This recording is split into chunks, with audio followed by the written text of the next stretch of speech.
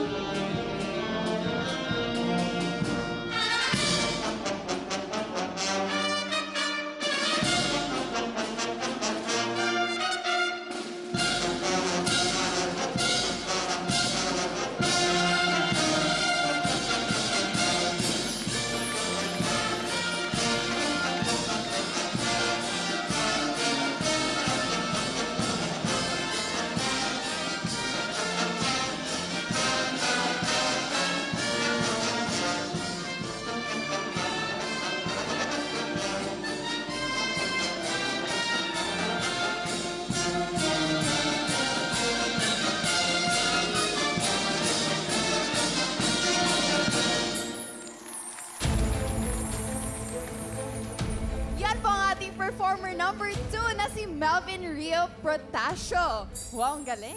Yes, mula pa yan sa Pasay. Palakpakan naman natin si Melvin. Hi! Hello po. Kamusta ka? Okay lang po. Masaya po. Sobrang saya. Wow, o diba? Ikaw ba ay first time mo mag-perform? Opo. Sa gantong competition po. Sa TV po.